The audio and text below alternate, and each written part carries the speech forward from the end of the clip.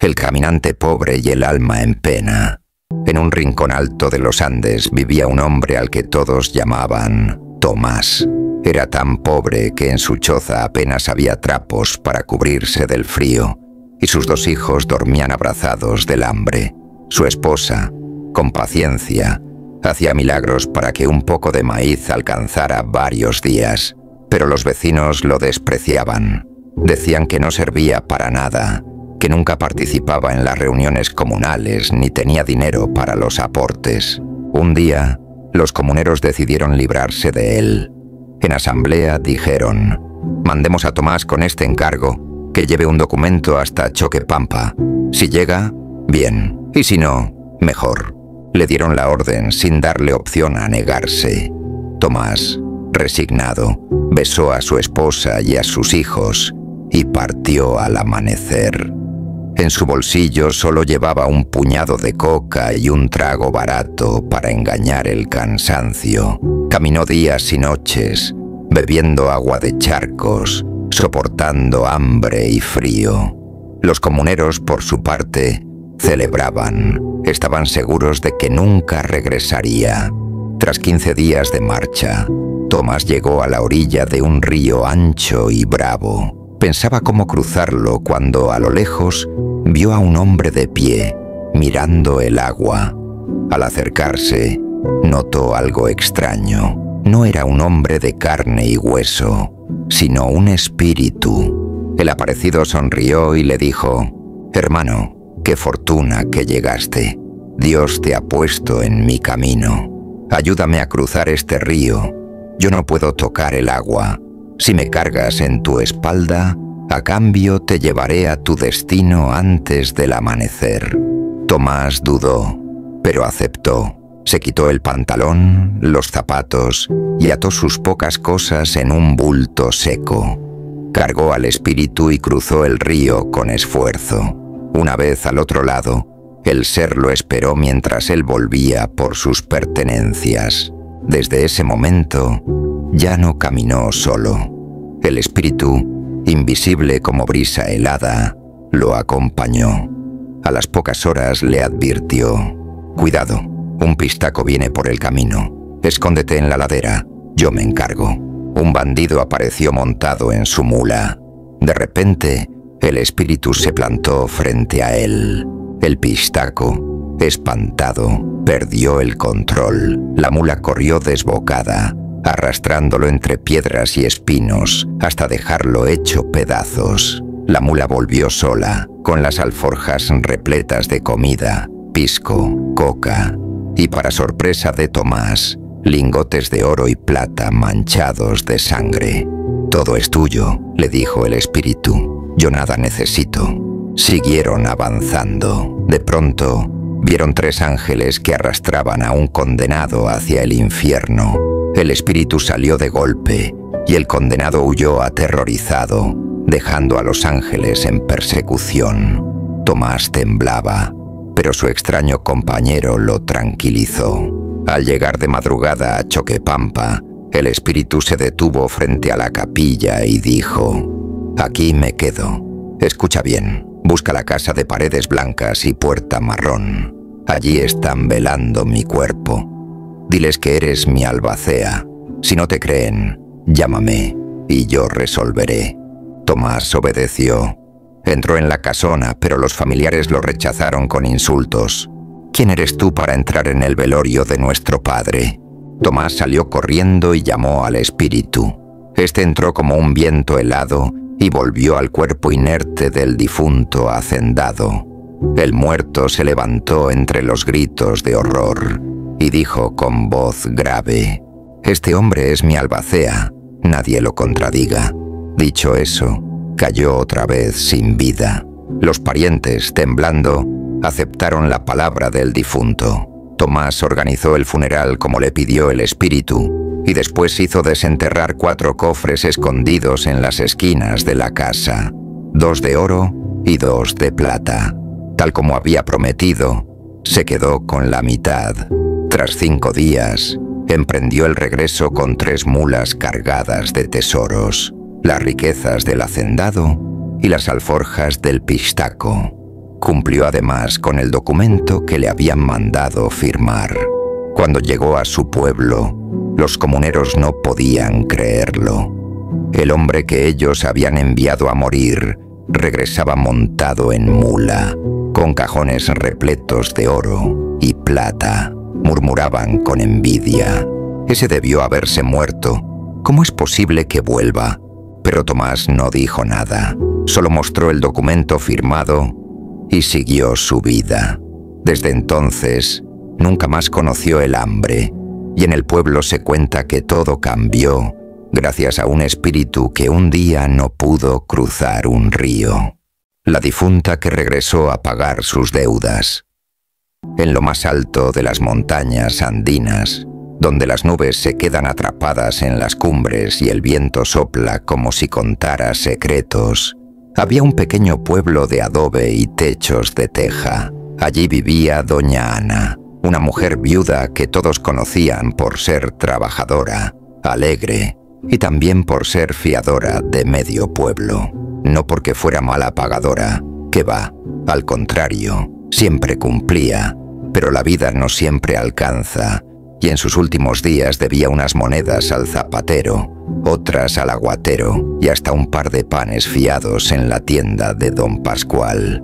El problema es que un día, sin previo aviso, doña Ana se murió, así, tranquila, mientras tejía a la luz de la vela. Cerró los ojos, suspiró y ya no despertó. La noticia corrió como viento en fiesta patronal. Las campanas doblaron, los vecinos llegaron a velarla y el pueblo entero acompañó el entierro. Con rezos, cantos y lágrimas la despidieron, y más de uno murmuró entre dientes: pobre doña Ana, buena mujer, pero se fue debiendo. Sí, pues, ¿y ahora? ¿Quién nos paga? Capaz vuelve, ¿no? Dicen que los muertos oyen todo. La enterraron en el cementerio, bajo un molle que daba sombra fresca. La tierra todavía estaba húmeda cuando los comentarios comenzaron a correr de boca en boca. Cuentan los abuelos que esa noche, mientras los vivos seguían murmurando, las orejas de doña Ana comenzaron a zumbar dentro de la tumba. Primero un murmullo, luego un cosquilleo, hasta que parecía que le chismeaban directo en el oído. Debía panes, decían unos. No pagó al aguatero, agregaban otros. A mí me dejó debiendo 2 velas, se quejaba la comadre. La pobre difunta, que en vida detestaba quedar mal con nadie, se revolvía molesta bajo la tierra, y cuentan que, ya cansada de tanto zumbido, exclamó en voz ronca: «Caramba, ni muerta me dejan tranquila». Y entonces pasó lo increíble. Se levantó. Una madrugada de luna clara, los vecinos escucharon un toc-toc en las puertas. Los perros aullaban, los gallos cantaban fuera de hora, y hasta el viento se detuvo. Don Pascual, dueño de la tienda, abrió primero y casi se desmaya. Jesús, María y José. Allí estaba doña Ana, con el rebozo aún lleno de tierra, los ojos brillando como brasas y las monedas tintineando en la mano. «No vengo a asustar a nadie», dijo seria. «Vengo a pagar mis deudas, que hasta en el más allá me fastidian los chismes». Sacó unas monedas que llevaba envueltas en un pañuelo y se las puso en la mano a Pascual. El hombre, temblando, aceptó sin rechistar. De allí fue derecho a la casa del zapatero y después al segundo vecino, el aguatero. «Buenas noches», dijo la difunta tocando la puerta con firmeza. El pobre hombre salió con la jarra en la mano, pálido como el yeso. «Virgen Santísima, ¿qué hace usted aquí, doña Ana?» «Lo mismo que hacía en vida, pagar lo que debo», respondió, y le entregó unas monedas que tintinearon como campanas en la madrugada. El aguatero, todavía temblando, atinó a decir: «Pues, gracias, supongo. ¿Quiere un vasito de agua?» «No, gracias», contestó ella con una mueca entre seria y divertida. «Allá donde estoy, el agua sobra, pero no se la recomiendo. Sabe a ceniza». Después de aquel diálogo insólito, siguió su camino hacia la casa de la comadre que le vendía velas. Uno a uno, los vecinos recibieron sus monedas, aunque más de uno apenas podía sostenerlas porque el susto les había quitado la fuerza de las manos. La noticia corrió como pólvora. La difunta anda de casa en casa. Está pagando lo que debía. Y yo que pensaba esconderme porque le debía yo a ella. Algunos se encerraron con candado, otros se hicieron los dormidos. Pero nadie pudo negar que doña Ana caminaba tranquila por las calles empedradas, con las sandalias arrastrando y el pañuelo tintineando con monedas de ultratumba. Dicen que hasta hubo un borrachito que al verla gritó: «¡Ay, mamá, ya no tomo más!». Y desde ese día no volvió a probar ni un sorbo, por miedo a encontrársela otra vez. Cuando terminó su recorrido, doña Ana se paró en medio de la plaza, suspiró profundo y dijo: «Listo, ahora sí puedo descansar en paz». Dio media vuelta, caminó hasta el cementerio y, frente al asombro de todos, se metió de nuevo en su tumba como quien vuelve a su cama después de un día pesado. La tierra se cerró sola, el viento sopló y nunca más volvió a salir. Desde entonces, el pueblo aprendió que los muertos sí escuchan, y que si alguien muere con deudas, las orejas no descansan, zumban como campanas hasta que el difunto se levanta. Los abuelos todavía cuentan la historia con una sonrisa. Doña Ana fue la única difunta que salió no a penar, sino a pagar. Así que ya saben, paguen a tiempo, o después ni en la tumba los van a dejar dormir, y siempre rematan con un guiño: la misa de medianoche del cura fantasma. Cuentan los abuelos que, en un pueblito perdido entre las montañas de los Andes, vivían una madre viuda y su único hijo. La pobreza les había cercado como una sombra. Apenas tenían un techo de barro y paja que se tambaleaba con el viento, y lo poco que conseguían al día solo alcanzaba para un caldo ralo o un pedazo de pan duro. Sin embargo, aquella madre, pese a la miseria, nunca dejó de enseñarle a su hijo lo más valioso: el respeto, la bondad y, sobre todo, una fe firme en Dios y en los santos. Desde niño lo llevaba de la mano cada domingo a la iglesia del pueblo y le repetía: «Hijo, no importa la pobreza ni el cansancio, nunca dejes de escuchar la misa».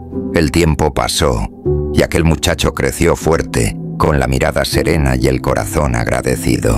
Un día, con lágrimas contenidas, le dijo a su madre: «Madre, debo ir a otros pueblos a trabajar. Quiero darte una vida mejor». La mujer lo abrazó temblando y, antes de dejarlo partir, le susurró como una súplica: «No olvides a Dios ni a sus santos. Vayas donde vayas, escucha siempre la primera misa». «Así lo haré, madre, así lo haré», respondió él con voz firme, y emprendió camino. El joven se convirtió en un andariego. Pasaba de pueblo en pueblo, tomando trabajos humildes. Cargaba leña, ayudaba en las chacras, cuidaba animales. No ganaba mucho, pero soñaba con reunir lo suficiente para traer a su madre con él. Y sin importar lo cansado que estuviera, siempre preguntaba al llegar: «¿A qué hora será la primera misa?». Y aunque fuera de madrugada, él estaba presente. Aquella costumbre se volvió parte de su sangre. Una noche llegó a un caserío olvidado, escondido entre cerros altos y quebradas profundas. Al preguntar por la primera misa, los pobladores lo miraron con espanto. «Aquí la primera misa es a la 1 de la mañana». «Pero nadie va», le dijeron. «¿Y por qué?», preguntó el joven extrañado. «Porque la da un cura condenado.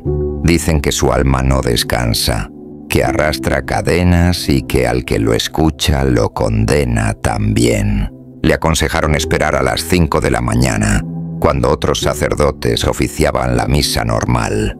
Pero el muchacho no dudó. «Toda mi vida he ido a la primera misa», dijo.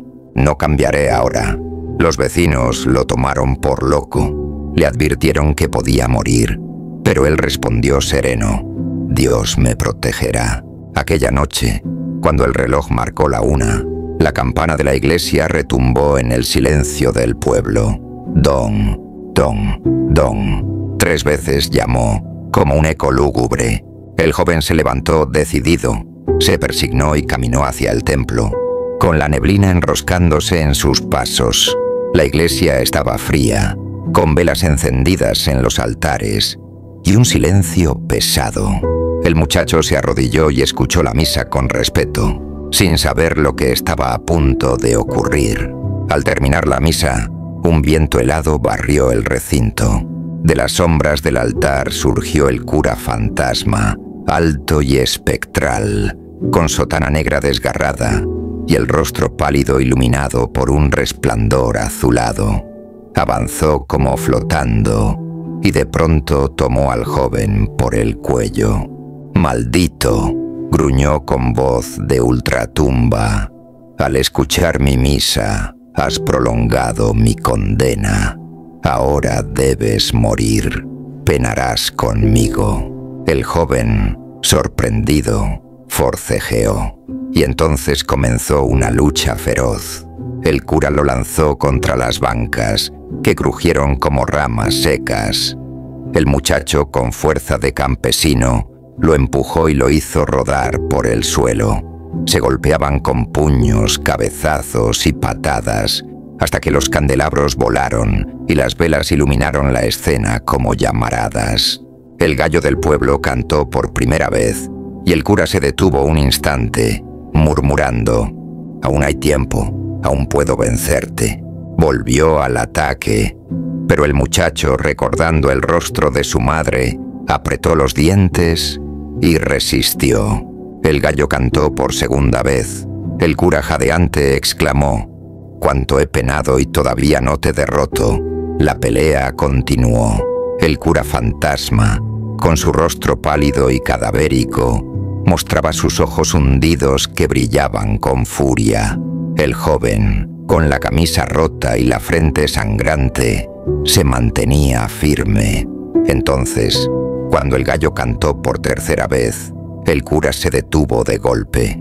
Cayó de rodillas, levantó la vista y con voz quebrada dijo: «Ahora sí, me has vencido. Hijo, gracias, me liberaste de mi condena».